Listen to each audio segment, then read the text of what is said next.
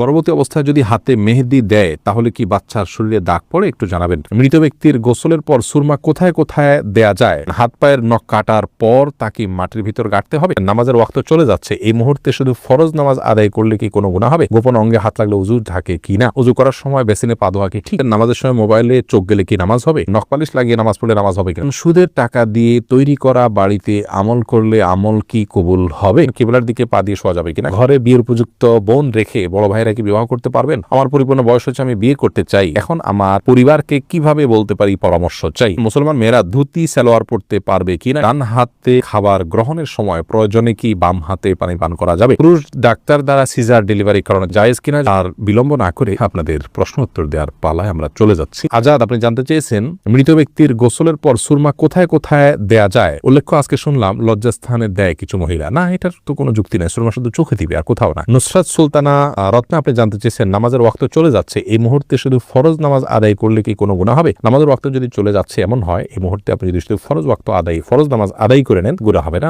বরং এটাই করা উচিত শেষ সময় যদি হয়ে যায়। এমনি আমজাদ হোসেন জানতে চেয়েছেন হাত পায়ের নখ কাটার পর তাকে মাটির ভিতর গাঁটতে হবে? যেহেতু এটা মানুষের শরীরের অংশ, ময়লা আবর্জনা ফেলার জায়গায় না ফেলে এটাকে কোনো মাটিতে দাফন করলে সেটা উত্তম ভালো কাজ, কিন্তু এটি ফরজ ওয়াজিবের মতো কোনো কাজ নয় যেটা না করলে গুনাহ হবে। উচিত করতে পারলে ভালো হয়। মুয়াজ ইনসান, আপনি জানতে চেয়েছেন সুদের টাকা দিয়ে তৈরি করা বাড়িতে আমল করলে আমল কি কবুল হবে? সুদের টাকা দিয়ে তৈরি করা বাড়িতে যদি আমল করেন তাহলে আমল কবুল হবে না, বিষয়টি কিন্তু সেরকম নয়। ধরুন সুদের টাকা দিয়ে আরেকজন বাড়ি করেছে, আপনি সেখানে আমল করেছেন, তো আপনার আমল কবুল হওয়ার সাথে ওইটার কোনো সম্পর্ক নেই। ফারজানা সুলতান, আপনি জানতেছেন কিবলার দিকে পা দিয়ে শোয়া যাবে কিনা? কিবলার দিকে পা দিয়ে শোয়ার ব্যাপারে কোনো হাদিসে নিষেধাজ্ঞা সরাসরি নেই, তারপরও এদিকে কেবলা রয়েছে, সেই জায়গা থেকে কেবলার প্রতি শ্রদ্ধার জায়গা থেকে কেউ দিকে পা না দেন ভালো, কিন্তু এটাকে হারাম বলা বা নাজায়েজ বলা বা গুনাহের কারণ বলার কোনো সুযোগ নেই, যেহেতু কোন হাদিসে এই বিষয়ে কোনো নিষেধাজ্ঞা নেই। হোসেন আহমদ জানতে চেয়েছেন আমার পরিপূর্ণ বয়স হচ্ছে, আমি বিয়ে করতে চাই, এখন আমার পরিবারকে কিভাবে বলতে পারি পরামর্শ চাই। বিয়ের বয়স হচ্ছে, আপনি নিজে না বলতে পারে অন্য কারোর মাধ্যমে বলাবেন, এই জন্য তো গোটা পরিবারকে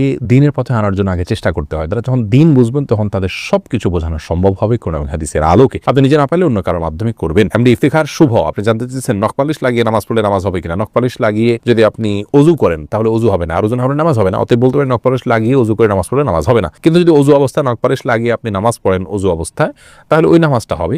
পরবর্তীতে আবার যখন নামাজের সময় হবে বা ওযু ভাঙবে তখন আপনাকে নখ পালিশ রিমুভ করে তারপর ওযু করতে হবে, অন্যথায় এটি জায়েজ হবে না।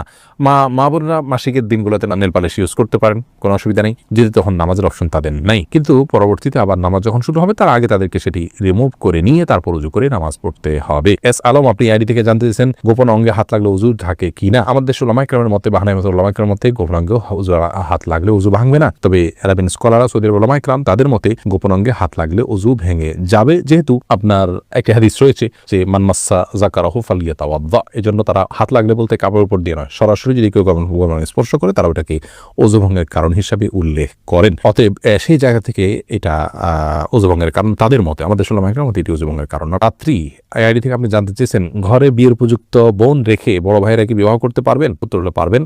বোন বিয়ে দেওয়ার সাথে ভাইয়ের বিবাহকে শর্তযুক্ত করেন ইসলাম, বরং ভাই যার তার মতো করে তিনি বিয়ে করতে পারেন, এরপর তিনি বোনের বিয়ের জন্য প্রচেষ্টা চালাতে পারেন। তবে বোনের বিয়ে দেওয়াটা ভাইয়ের কর্তব্যের অংশ, সেই জায়গা থেকে সিরিয়াসলি বোনের বিয়ের জন্য ভাইয়ের চেষ্টা চালাতে হবে, কিন্তু তাই বলে তার উপরে নির্ভর করে নিজের বিয়ে আটকে রাখার কোনো শর্ত ইসলাম দেয়নি। এ বিষয়ে আমাদের সবার উদার হওয়া উচিত এবং মানসিকতাটাকে বড় রাখা উচিত। আকলিমা আখি, আপনি জানতে চেয়েছেন মুসলমান মেয়েরা ধুতি সালোয়ার পড়তে পারবে কিনা? এটা পরা উচিত নয়। ধুতি যেহেতু হিন্দুদের একটা ধর্মীয় পোশাক বলা যেতে পারে, হিন্দুদের একটা কালচার, সেই কালচারের অনুকরণ মুসলমানদের জন্য করা জায়েজ নাই। মুসলমানের জন্য অন্য মুশরিকদের বা আল্লাহ প্রতি যারা বিশ্বাস রাখেন না সেই সমস্ত মানুষদের সংস্কৃতির অনুসরণ করা জায়েজ নয়। সেই জায়গা থেকে ধুতি সালোয়ারটা যেহেতু অনেকটা ধুতির মতো, আপনার পায়ের দিকে একটু উঠে থাকে ধুতির মতো, এটা একজন মুসলমান নারীর জন্য ব্যবহার করা উচিত না। এটা অমুসলিমদের সাথে সাদৃশ্য গ্রহণ করা। নবী সাল্লাল্লাহু আলাইহি ওয়াসাল্লাম বলেছেন মান তাশাব্বাহা বিকওমিন মিনহুম, যে ব্যক্তি কোনো জাতির সাথে সাদৃশ্য গ্রহণ করছে তাদের অন্তর্ভুক্ত। আবু দাউদে বর্ণিত হাদিসের আলোকে এটি করা উচিত না। ঈশান, আপনি জানতে চেয়েছেন ওযু করার সময় বেসিনে পা ধোয়া কি ঠিক? নিজের বাসা বাড়িতে অসুবিধা নেই, করতে পারেন, তবে আপনার রিস্ক মুক্ত হওয়াটা বিষয়ে মাথা রাখতে হবে। আর নিজের জন্য রিস্কি হলে সেটা আপনার জন্য করা উচিত হবে না, কারণ নিজেকে বিপদের মুখে ঠেলে দেওয়া ইসলামের জায়েজ নয়। অসময় এখান থেকে পড়ে বা দুর্ঘটনার শিকার হতে পারে মানুষের। যদি সেরকম না হয় আপনি আশপাশে কিছু ধরে করতে পারেন, তাহলে এটা জায়েজ আছে। কিন্তু পাবলিক প্লেসে বা বাইরে এরকমটি করা অনুচিত, যেহেতু এটা দৃষ্টিকটু। অন্য ধরনের মানুষরা আছে যারা এই বেসিন ব্যবহার করবে, তারা দেখে হয়তো ইসলাম সম্পর্কে বাজে ধারণা নিবে, বা তাদের হক নষ্ট হতে পারে, বা আশপাশে পানি পড়ে ভিজে যাবে, জায়গাগুলো নষ্ট হবে। সেই জায়গা থেকে পাবলিক প্লেসে এমনটি না করা উচিত, কিন্তু করলে অজু হয়ে যাবে। মোহাম্মদ আরাফাত ইসলাম জানতেছেন, ডান হাতে খাবার গ্রহণের সময় প্রয়োজনে কি বাম হাতে পানি পান করা যাবে? প্রয়োজনে বলতে কি, ডান হাতে পানি পান করা উচিত, খাবার গ্রহণ করা উচিত। ইভেন আপনার খাবার খেলে আঙ্গুল চেটে তারপরে আপনি ডান হাতে ধরে খাবেন। যদি আমাদের ওলামা ইকরাম বলেন যে বাম হাতে আপনি পানির পাত্র ধরলেন, ডান হাত দিয়ে ঠেক দিলেন, তার মানে 2 হাত ধরে খালেন, এটা জায়েজ আছে, এটা একটা পন্থা মাত্র। কিন্তু সবচেয়ে উত্তম হয় সরাসরি ডান হাতে খাওয়া। সেক্ষেত্রে খাবার লেগে যাওয়ার যে ভয় থাকে গ্লাস ইত্যাদিতে, সেটা থেকে বাঁচার জন্য আপনি পরিষ্কার করে নেবেন, আলতো করে ধরবেন, কিন্তু ডান হাতে খাওয়া উচিত, পান করা উচিত, যেহেতু হাদিসে সুস্পষ্টভাবে ডান হাতে খাওয়া পান করার নির্দেশ রয়েছে। শিখা ইসলাম আপনি জানতেছেন, 3 পিস পরে নামাজ পড়ি, পা দেখা যায়, মোজা পরে নামাজ পড়লে কি হবে? পায়ের পাতা ঢাকতে হবে কিনা মেয়েদের নামাজের জন্য মধ্যে এটা নিয়ে মত পার্থক্য আছে। অনেক ওলামা ইকরাম এটাকে শর্ত করেছেন। আমি ব্যক্তিগতভাবে এই মতটা চাইতে, যারা বলেন যে পায়ের পাতা, পাতা বলতে পায়ের পাতার তলের অংশ, এটা ঢাকার শর্ত দিয়ে থাকেন, তাদের মতটাকে আমি সমর্থন করি না। পাতার উপরের অংশ, যেটা পাতার উপরের অংশ, সেটা ঢাকতে হবে কিনা অনেক ওলামা ইকরাম বলেছেন সেটা ঢাকতে হবে, অনেকে বলেছেন শুধু গিরার নিচ পর্যন্ত থাকলেই হবে কাপড়, পাতা না ঢাকলেও চলবে। দুই পক্ষের ওলামা ইকরামের দলিল রয়েছে। নিরাপদ হলো এমন কাপড় পরা যে কাপড়টা অনেক বেশি লম্বা হয়, যে পায়ের পাতার উপরি অংশ সহ ঢাকা পড়ে। তলা ঢাকার জন্য, মোজা পরার জন্য আলাদা করে কষ্ট করা বা কসরত করা এটা আবশ্যক নয়। ইনশাআল্লাহ বিদিনিল্লাহ নামাজ হয়ে যাবে যদি কেউ মোজা না পড়ে। মুসলিউদ্দিন হৃদয় জানতেছেন, পুরুষ ডাক্তার দ্বারা সিজার ডেলিভারি করানো যাবে, জায়েজ কিনা? যদি বিকল্প না থাকে তাহলে জায়েজ আছে, কিন্তু এটি আমাদের দেশের জন্য খুবই লজ্জাজনক একটি অধ্যায়। বাংলাদেশে এখন অহরহ ডেলিভারি করানো হয়, সিজার করানো হয় পুরুষ ডাক্তারের মাধ্যমে। শুধু বাংলাদেশে নয়, সৌদি আরবেও এটি আমি দেখেছি, কাছে থেকে জেনেছি যে পুরুষ ডাক্তাররা এই কাজগুলো করেন। এটি খুবই গর্হিত কাজ। নারী ডাক্তারদেরকে উৎসাহিত করা উচিত, এবং নারীদেরকে ডাক্তারি পড়ানো উচিত, এবং এই কাজগুলো নারী ডাক্তারদের উপর ছাড়া উচিত। অন্যান্য সেক্টরে অনেক ডাক্তার চলে যাচ্ছেন, নারীরা গাইনিতে না গিয়ে অন্যান্য অনেক ডিপার্টমেন্টে চলে যাচ্ছেন, অথচ গাইনিতে পুরুষরা আসছেন। এটি মুসলিম কান্ট্রি বা মুসলিম সমাজের জন্য লজ্জা ছাড়ার কিছু নয়। একজন রোগী হিসাবে আমরা যদি অনন্য উপায় হই, অন্য কোনো বিকল্প ব্যবস্থা না থাকে, তাহলে আমাদের জন্য এটি জায়েজ রয়েছে। লালপুরি আড়ি থেকে আপনি প্রশ্ন করেছেন, গর্ভবতী অবস্থায় যদি হাতে মেহেদি দেয় তাহলে কি বাচ্চার শরীরে দাগ পড়ে? একটু জানাবেন। বোন, এটি সম্পূর্ণ কুসংস্কারের জন্য একটি বিশ্বাস। আমাদের দেশে অনেকে এরকমটি মনে করে যে গর্ভবতী